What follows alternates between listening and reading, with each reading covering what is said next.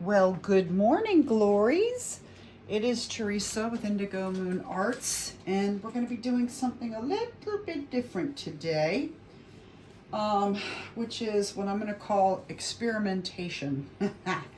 Ooh, this ought to be interesting. So, rather than have an idea, I have an idea, I shouldn't say that, of what I want to do here. But I haven't done it in a long time, so this could go terribly wrong. We could go off the rails. But with that being said, let me grab this right here. Okay, so I'm still talking decoupage. I'm just speaking a different language as far as what I want to do. This is my little like play bottle, I guess. It's incomplete, but I haven't painted it yet. But what I was thinking would be really cool. I saw a picture, and you draw inspiration from pictures, and it's been a minute since I've worked with what I call cement clay. Other people call epoxy clay. And you're supposed to use this with gloves. I have gloves, but you can see my hands are worn for the wear there because I use them for everything. Anyway, but please follow instructions. You can use me as an example, but don't do things that go against the grain. Everybody's health situations are different and circumstances, so what's good for one is not necessarily good for the other.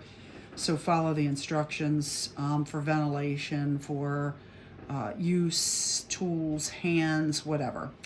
Anyway, but cement clay, why it's nicknamed cement clay, epoxy clay, is it's a two-part. You mix the two parts, which activate its use, but it's called cement clay because when you put them together and you stick stuff in it, it binds it like cement. So you don't need glue, which is a fun tool when you think about it. So the advantage is you don't need glues for permanent adherence to things. You can make some really pretty things. But the downside is that you're limited in time. Whereas other clays, you have a little bit more time to work with. I think you have about 30 minutes, depending on the brand, to do what you're going to do, and then it kind of locks. Polymer clay, on the other hand, will stay pliable until you bake it, and so whatever you put in it or do with it has to be able to withstand a low fire temperature. You do not bake polymer clay in a kiln, you bake it in an oven. I used to have a tabletop oven on low temperature, like 275, for an extended period of time. It's not a quick process, the slow cure, but it is permanent. So what I thought about doing here is I wanted to put like a flower on the bottle. I wanted to be able to dress it up with jewels because if you're like me, I like bling. And I like it to come from different places. So I bought a couple things for various reasons, and these are considered shell chips. Okay, they're kind of like abalone. Some are abalone, some are, but I guess they're tumbled, so they're soft edged. And they're just little chips. And then the same with these blue ones. I'm sure they're dyed in a turquoise color. But they are just stone chips. Let's open this so you can see them in my hands a little bit. And that's basically what they are. They're just little asymmetrical shaped. Some are fat, some are skinny. We're going to try to use the skinny ones. So you're going to want to pick those out too. So I have this idea of building a flower with these chips. Let me see if I can just pull some of these out. You can use anything, by the way. You can use beads but anything you can bling, stick into something. But for now, I'm just trying to, I'm trying to create this idea. And like I said, it could go terribly wrong and off the rails, and you'll witness it. But I think that's part of creation, and that's what I don't care about perfection here. I care about progress. We are learning together. I will teach you what I know. I'm learning too, and I appreciate the tips. Sometimes I struggle, and there are people that have been where I have been, and they'll reach out and send me a message and say, hey, I do this and it solves my problem, and then I'll pass it along to you. So what am I playing with right here? These are flatbacks. A flatback is anything that are these flatbacks? They might be faceted. I thought I bought flatbacks. Maybe not. Maybe not. It doesn't matter. Anyway, really doesn't matter. They're teeny tiny faceted little crystals, and they're great embellishments. This that I got on Amazon comes in different sizes. Anyway, so I just wanted to have this stuff handy should I want to use it, because I am going to want to put one center, maybe multiple center, in the center of our flower, I guess. So let's get started and see what happens. I'm using a tool, this little tool, which is for like, I forget what they call that. That dot art, I guess, sort of. Whatever that is. But anyway, these are brand new, so they need to be open. Look, I'll teach you how to do stuff the wrong way. Oh, I do have a blade, I just didn't use it. Okay, so, see, here's my little blade. Be careful handling razor blades if that's what you do. There's always a level of risk in some of the stuff we do. Packaging, opening with a razor blade. Be careful if that's what you use. Don't go, oh look, it's broken. Did it not? Hold on. All right, here's our fun little chippy chips. And they are different sizes, which is great too for kind of like what I'm thinking about doing here. So I'm gonna move this stuff a little out of screen, and I'm gonna get started with a small amount of epoxy. Now here's the part I haven't done in a while, where I think that I'm going to figure this out as I go and go, oh, I should have done this or I should have done that. But again, it's two-part, and what that means is it's not active until the two parts come together. And almost always with using these epoxy type, whether it's resin, whether it's clay, most of them it's a 50-50. So with this particular, let's see if it has instructions on it. It does not. Of course not. Does it? Of course not. Anyway, what I use for this is going to be a 50-50 mix. So this isn't a very good tool either, it's bendy. But anyway, I'm gonna take a chunk of the whatever, there's a part one and part two, and to be honest with you, I'm really not paying attention because I don't care. But whatever you use, you can see it's kind of tough to get out of there. But I'm going to create two balls, and I'm going to try to make them roughly the same size. I don't think it's an exact science. And you're going to put them in your finger. These are white because they're not the same. I'm using the white clay. There's black clay. There's gray clay. I decided to use white so that I could color it more easily with products. Okay, I think I'm done with this. I think I need a little tiny bit more of this. So again, I'm just trying to eyeball it. This feels right to me. You can use measuring tools if you're using epoxy clay. This is called Epoxy Sculpt, and that's what I'm using. Be careful to put your lids back on when you're done taking what you're using, because these materials dry out when exposed to air. So I now have the two, and again, please wear gloves just because I know what I'm susceptible to, allergies and things. When you marry the two together, this is what activates them. And basically what you're doing is you're blending the two, and you want to mix it and get it in there the best as you can, because this is the part that activates. So you're going to try to blend until it looks cohesive, like one color. You can still see the marbling in there, and the marbling tells you that it is not fully blended.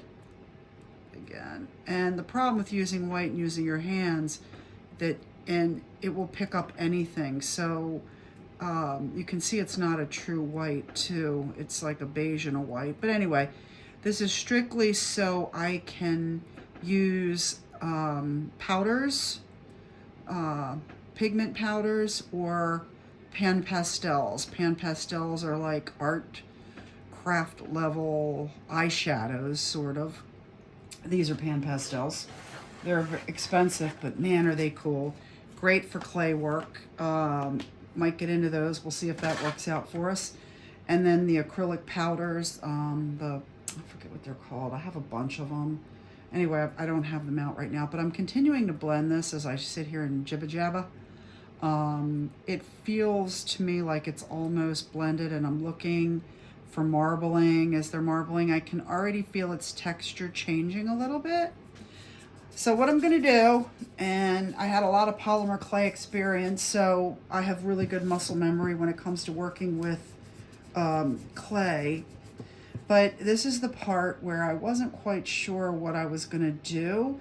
I need the clay to be my base. That's what I'm using it for right now, to create the flower. So I hadn't really thought this through, and that's where it might get a little bit weird.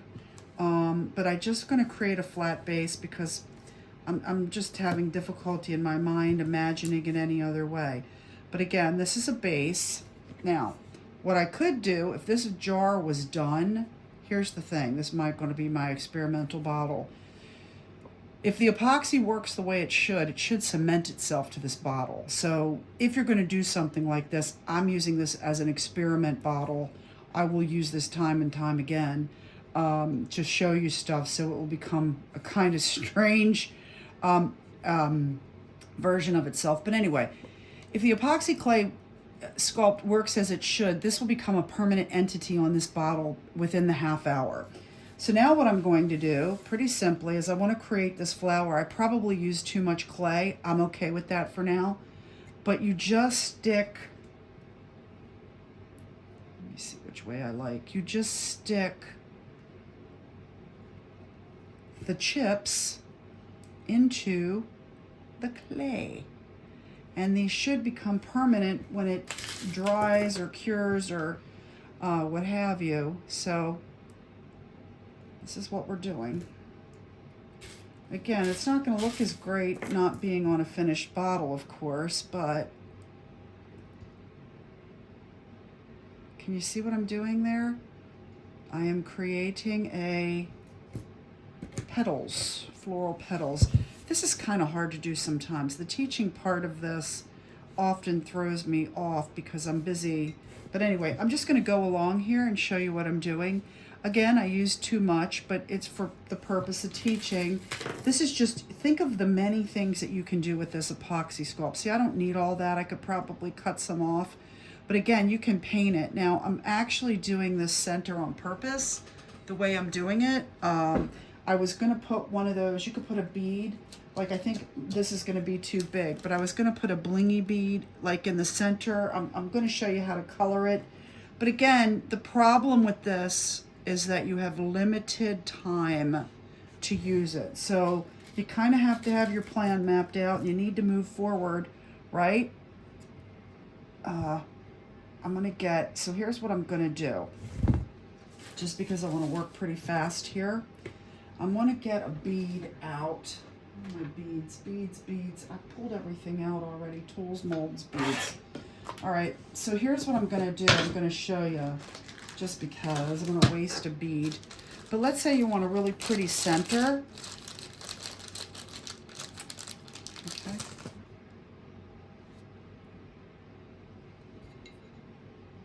Right? Look at that. Hang on. And I'm going to show you the other thing just to get this in here, okay, with the pan pastels, okay. Let's not do them all the same direction because flowers are not symmetrical, right? I'm looking for, now I can also put, let's say I wanted to change color here, and I could put, oh, I just missed a good one. Sitting here picking shells. Oh, here's an abalone. So to get a little bit of a different color variation in there and hide some of my clay, look, I put that little white one in there. Again, I should have probably had this, oh, this is a nice thin one. So what I'm going to do is, I'm just trying to show you how the different shapes and all. Let me put a few more in, and then I'm going to grab my pan pastels or my acrylic powders. This is already drying, which is fantastic actually, because it's getting sturdier. Maybe I want some bigger ones on the outside. I'm just pushing it in. It's already hardening. It's fantastic, right? Look at this. This is so cool. I've been wanting to do this. I've been waking up thinking about it, which is crazy. I'm like, oh, let me try this. See, this is the way my brain works. I have to try stuff. Look at that. Now, what you can do to finish it, okay, let me get a paintbrush. So easy. I mean, this is taking 5 minutes, right? So this is where the pan pastels come in. And of course, I'm not good at opening this stuff. But anyway, we have a pan pastel. Now you can shade, use different colors and blend them. Little bit of the powder, and you just go in and grab that clay, okay? So I'm just getting in the areas, this will clean off the little extras. I'm touching the powder to, look at that. You can use iridescent colors and, hold on, let me get in there. You can shape this. But anyway, this is the beauty of epoxy sculpt. And you can get in there. Again, I used too much clay, but I was experimenting and I wanted to share, and I get ahead of myself because I get excited about this, right? Let's put a few more in there. All we're doing now is hiding. Now, you can use a tool. This was fun. I spent so much time with polymer. It was so much fun. See these little tools, these little dotting tools? You can use those to add texture to your, if you see what I'm doing, I'm just doing this for teaching so that it adds additional texture in there to make it look a little different. And I'm gonna go back and hit that with the color. And I might throw some gold, which is really gonna make it pop. But anyway, we're just hiding the white. We're just masking the clay. The color will stay. You don't have to bake it. You don't have to do anything. But again, if this, there's a lot of things I could do here, but I'm just wanted to show you this one thing for today, how to do these 3 things. Let me smash that down. Now, this is what I love about using beads. Ooh, ooh, ooh, ooh, ooh. You can do incredible stuff. I love the imagination. That mine goes crazy, right? Sorry, see, this is how I make a mess. Now, I can blend, by the way, let me get something else just so I can show you for the sake of showing you. You can use a hat pin, for example. Hey, sorry, I'm off screen. Hold on. I'm digging down in this basket trying to reach this thing. Maybe the next tutorial with this. There's so much you can do with this. We could have fun. But anyway, see this little hat pin? When you use beads, I could actually, like in this hat pin, put other beads on this and build it up. Let's do that. Why not? Let's not talk about it. Let's do it. Again, I'm wasting material here to show you, but what a cool thing. I mean, imagine what you can do with your projects with this. And so, let's have more beads. Like I said, I had the idea, I wanted to do it, I hadn't thought it through. We are doing what I'm calling experimenting for now, and I will do lots of stuff like this, which is fun. But anyway, I can trim this down. Let me trim it. Instead of saying what I can do, let me do it, right? So you can take that, trim it down, and look at that. Is that cool or what? Now, let's say, except for when I did that, I screwed up my, that's okay. That's okay. I'm gonna push that back in. You have about a half an hour to work with this until it's fully secured. Let me get, hang on one second, y'all. Let me get my powders. These are the powders I'm talking about, which they are called, let's do purple. They're called Pearl X. And I use these a lot with clay, and I'm going to show you. They're like pretty. See what I'm doing there? I always use my lids, right? Okay, so anyway, I'm getting a little of that purple and putting it in there. You can layer colors. It'll be subtle, but you can do it. Okay, look at that. So I can go in here. I would be a lot less crude if I was actually designing this in the way that I want to design this. Hold on. So here, good. Let me go back and let me redo something here, because this, I can fix that in a way.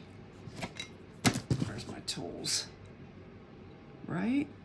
Because what I did was, there we go. I want that. I want to make sure my hat pin, and I'm actually going to take a little tiny one of these and stick it in there and cover. See what I did? Anyway, you are good to go until the clay dries. So you can add colors, you can do whatever. Again, you have about a half an hour. All I'm trying to do now is mask. You can use whatever color you want, and these will wipe off, but for now, you see what I'm doing, how I'm getting that really pretty iridescent shine in there, and it's kind of now like a blue, oh, there we go. Yeah. So anyway, all different kinds of things you could do. Now I'm just gonna work on pushing this down and getting it to look a little bit less. There we go. Let's push that in there like that.